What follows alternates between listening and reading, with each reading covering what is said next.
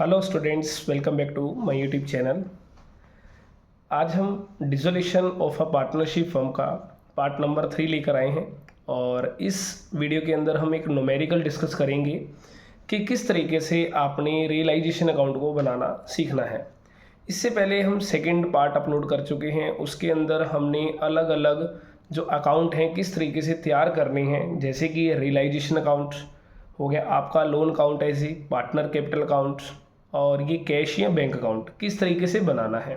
देखो, कोई भी न्यूमेरिकल करने से पहले क्या होता है, आपको उसका फॉर्मेट पता होना चाहिए। और अगर आपने फॉर्मेट अभी तक नहीं देखा तो पार्ट सेकंड पर ज़रूर विजिट करें, क्योंकि बिना सेकंड पार्ट के आपका थर्ड पार्ट पॉसिबल ही नहीं है। फिर आपको समझ ही नहीं आएगा कि कौन सी आइटम कहाँ कैसे क्यों लिखे जा रहे हैं, क्योंकि हर एक चीज़ का रूल होता है, रूल को फॉलो करना ज़रूरी है। अगर बिना रूल के चलोगे तो आप हमेशा कहीं ना कहीं कंफ्यूज ही रहोगे। तो क्वेश्चन है हमारे पास, जैसे कि XYZ were partner profit sharing ratio 4:3:1 on 31st December 2018 they agreed to dissolve their partnership firm when their position was as follows. First number paper के अंदर कंफ्यूजन नहीं होना कि भी क्वेश्चन कहाँ से आ गया, कहीं ना कहीं हिंट आपको ज़रूर मिलता है कि डिसॉल्व वर्ड गिवन है, इट मीन्स आपकी पार्टनरशिप फर्म डिसॉल्व हो रही है। तो उसके बाद आपको बैलेंस शीट गिवन है, कुछ आपको नेसेसरी एडजस्टमेंट गिवन है, और पेपर के अंदर अगर लिखा है प्रीपेयर नेसेसरी अकाउंट, तो नेसेसरी अकाउंट के अंदर आपके मेनली 4 अकाउंट होते हैं। रियलाइजेशन अकाउंट आपका, लोन अकाउंट, कैपिटल अकाउंट और बैंक या कैश अकाउंट। ये आपने बिल्कुल सीक्वेंस में बनाना है। यही सीक्वेंस रहेगी, अगर आप इसको आगे पीछे करते हैं तो रूल के मुताबिक आपका जो चेकर होगा पेपर का, वो इसी क्वेश्चन को क्रॉस भी कर सकता है जी। तो फर्स्ट नंबर हमने बनाना है रियलाइजेशन अकाउंट।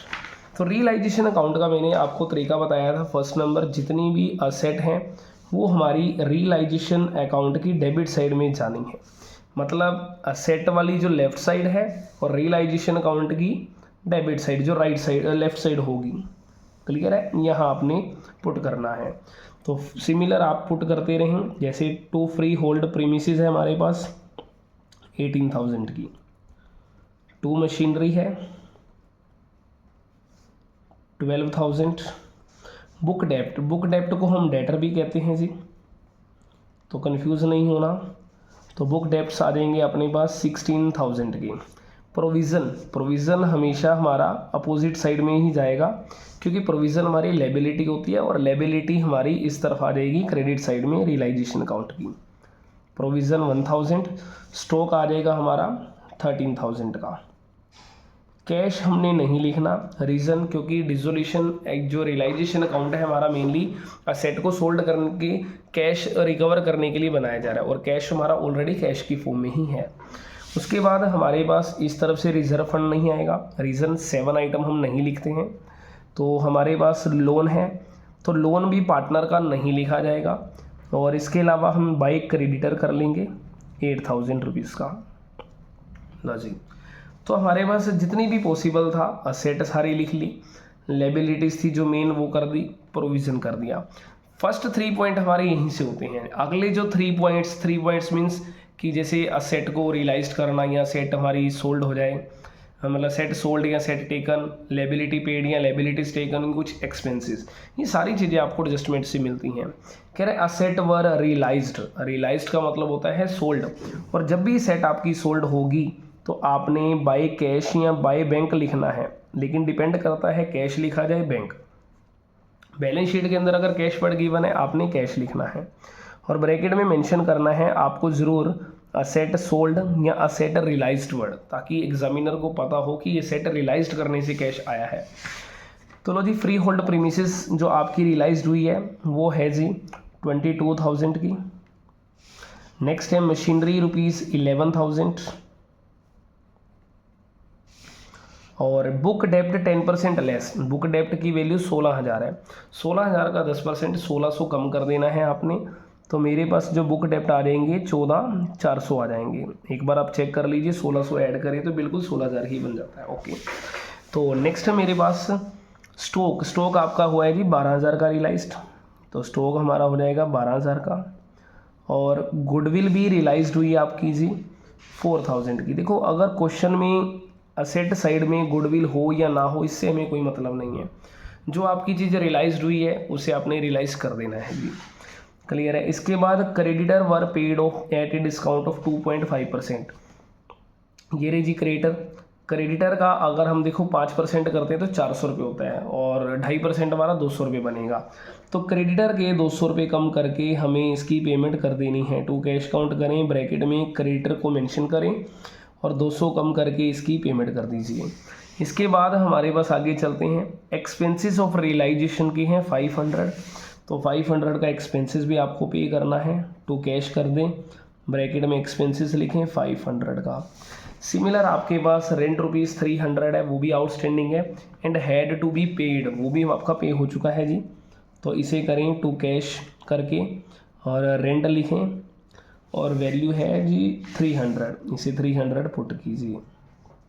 क्लियर है। सारी चीज़ें लिख ली हैं। अब एक बार आपने ज़रूर निगरानी लगानी है क्योंकि मैंने आपको जो 3 नोट बताए थे जो कि मोस्ट इंपॉर्टेंट है। पहला नोट था अगर लायबिलिटी की पेमेंट सेट देकर कर रहे हैं नो एंट्री, ऐसा तो कहीं है नहीं, तो पहली एडजस्टमेंट तो मतलब पहला जो नोट आपका ख़त्म है जी। सेकंड की बात करें, अगर किसी भी सेट की पेमेंट के बारे में कुछ नहीं कह रखा, मतलब सेट सोल्ड के बारे में कुछ नहीं कह रखा, उसे आप खुद रियलाइज़ कर दीजिए उसकी बुक वैल्यू पे। जैसे फ्री होल्ड प्रीमिसेस रियलाइज्ड होगी, मशीनरी रियलाइज्ड है, बुक डेप्ट रियलाइज्ड है, स्टॉक भी रियलाइज्ड है, तो मतलब हमारी सेकंड कंडीशन भी सेटिस्फाइड है। थर्ड कंडीशन, अगर किसी भी लायबिलिटी की पेमेंट के बारे में कुछ ना कहा रखा हो तो उसकी पेमेंट आप नहीं करनी है। क्रेडिटर था मेनली लायबिलिटी, तो इसकी पेमेंट आप कर चुके हो, ख़त्म काम है जी। अब इसे टोटल करके प्रॉफिट और लॉस को आपने फाइंड आउट करना है। तो एक बार टोटल कर लेते हैं जी।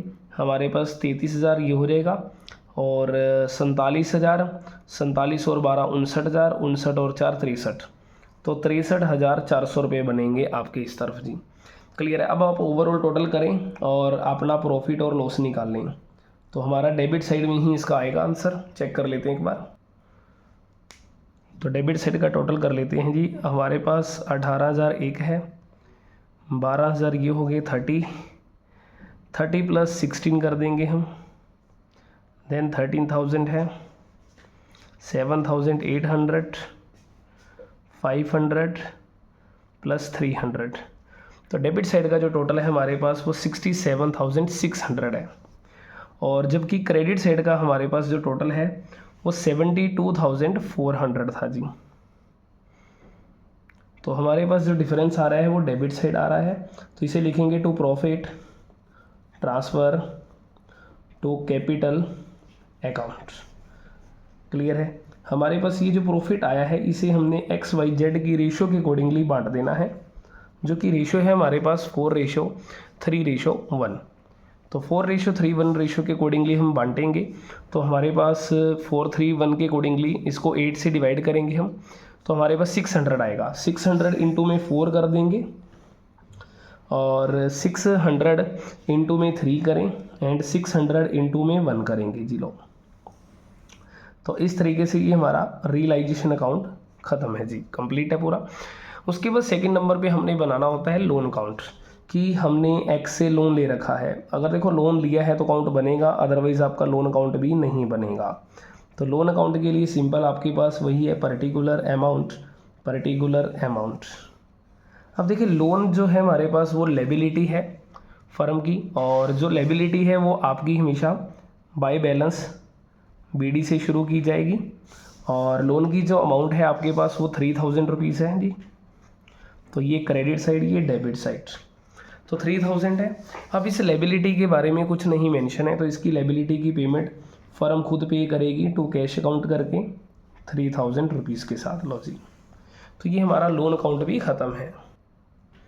अब हमारा अगला काम है जी कैपिटल अकाउंट, कि इनका कैपिटल अकाउंट आपने मेनली तैयार करना है। तो ये जो सीक्वेंस मैं फॉलो कर रहा हूँ आपको भी यही सीक्वेंस फॉलो करनी है, क्योंकि यही इसकी सीक्वेंस है। अगर बिना सीक्वेंस के आप बनाओगे, मतलब कैपिटल अकाउंट पहले बना देते हो, लोन बाद में बना लेते हो, तो आपका क्वेश्चन गलत हो जाएगा जी। तो हमारे पास फर्स्ट नंबर है जी, यहाँ पे हमारा पार्टनर है Z, then Y and X, और सिमिलर ZYX। तो XYZ। देखो इसके लिए एक कोड है हमारे पास, वो कोड आप फॉलो कीजिए और जैसे ही कोड फॉलो करेंगे आपके पास मतलब क्वेश्चन आपका तैयार हो जाएगा। OR73ALWP। लो जी, ओ से हमने लिखना होता है ओपनिंग कैपिटल। तो हमारे पास एक्स वाई जेड तीनों की आपने ओपनिंग कैपिटल लिखनी है, जो कि मेरे पास 20,000, 15,000 और 10,000 है। लो जी, ओ के बाद आर आता है, और आर का मतलब होता है रियलाइजेशन अकाउंट, कि आपको अगर रियलाइजेशन अकाउंट के अंदर प्रॉफिट हुआ है, इस प्रॉफिट को आपने क्रॉस करना है जी। तो 2400 है, 1800 है एंड 600 है जी। तो 7 आइटम्स का मतलब होता है 7 तरह के प्रॉफिट, जो कि आपके एक्यूमुलेटेड प्रॉफिट्स होते हैं। तो एक्यूमुलेटेड प्रॉफिट हमारे पास एक ही है, रिजर्व फंड है।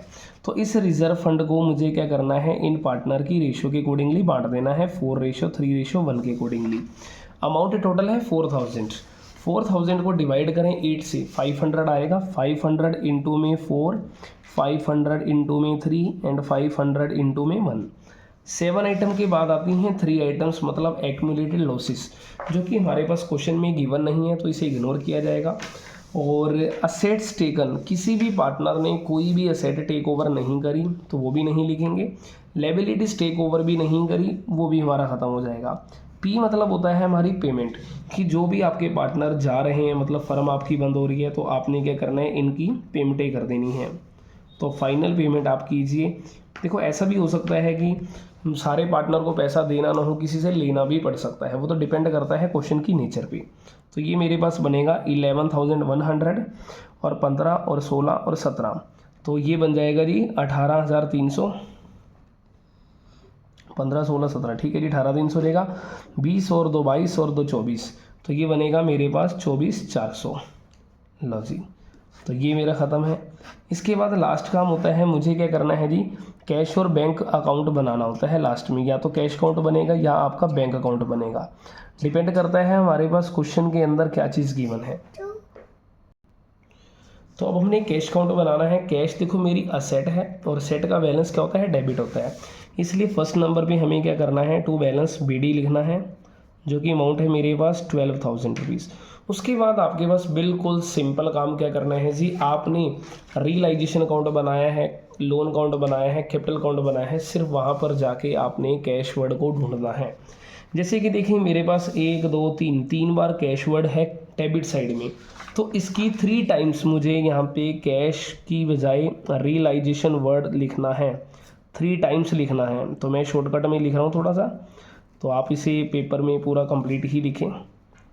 लो जी, तो ये तीनों के अंदर मेरा क्या क्या आएगा, एक तो मैंने क्रेडिटर की पेमेंट करी थी, एक मेरा एक्सपेंसेस था, एक मेरा रेंट था। तो आपने रीज़न भी ज़रूर मेंशन करना है कि क्या रीज़न है। तो लो जी, मेरे पास 7,800 है, 500 है और 300 है। इस तरफ से आप चलें, रियलाइजेशन की क्रेडिट साइड में बाय कैश है, तो कैश काउंट की डेबिट साइड में आप लिखें टू रियलाइजेशन करके, ठीक है जी, टू रियलाइजेशन करें। और रीज़न भी आपको लिखना पड़ेगा कि रीज़न क्या है जी, आपका सेट रियलाइज्ड है, तो ब्रैकेट में पूरा कंप्लीट लिख दीजिए सेट रियलाइज्ड। सिमिलर चलते हैं लोन। लोन की डेबिट साइड में मैंने टू कैश लिखा है, तो आपने कैश काउंट की क्रेडिट साइड में, मतलब अपोजिट साइड में बाय एक्स लोन लिखना है, तो बाय एक्स लोन लिखा जाएगा हमारा, ठीक है। इसके लोन की पेमेंट हमने जो करी है वो 3,000 रुपीज़ है। लो जी, इसके बाद हम चलते हैं, अगला है हमारे पास कैपिटल अकाउंट। कैपिटल अकाउंट की डेबिट साइड में हमने टू कैश करके XYZ की पेमेंट करी है, तो आपने इसकी क्रेडिट साइड में लिखना है by X capital accounts, by Y capital accounts और बाय जेड कैपिटल अकाउंट्स। तो इस तरीके से सिमिलर आपने लिखना है। और जो भी अमाउंट आप लिखें, जैसे 24,400, 18,300, 24,400, 18,300 और 11,100 रुपये है जी, क्लियर है। लो जी, तो एक बार हम इसका टोटल करके आंसर चेक कर लेते हैं। तो एक बार हम इसका चेक कर लेते हैं, टोटल देखें आपके पास है 7,800 प्लस 500, 300, 3,000, 24,400, 18,300 और 11,100 रुपये अमाउंट थी। तो इस साइड का टोटल जो हमारा आ रहा है वो 65,400 आ रहा है। सिमिलर टोटल हमारा डेबिट साइड में भी आना चाहिए, लेकिन डेबिट साइड के अंदर हम चेक कर रहे हैं कि हमारे पास इस तरह बन रहा है 75,400। एक सेकेंड, अगर क्वेश्चन में देख लीजिए, क्वेश्चन में कैश का अमाउंट हमारे पास है 2,000 है, तो वो 12,000 लिखा गया है जल्दबाजी में। तो आपने ये चीज़ चेक करनी है ज़रूर ही ध्यान से। लो जी 65,400 क्लियर है। इस तरीके से ये हमारे पास एक रियलाइजेशन अकाउंट का क्वेश्चन है।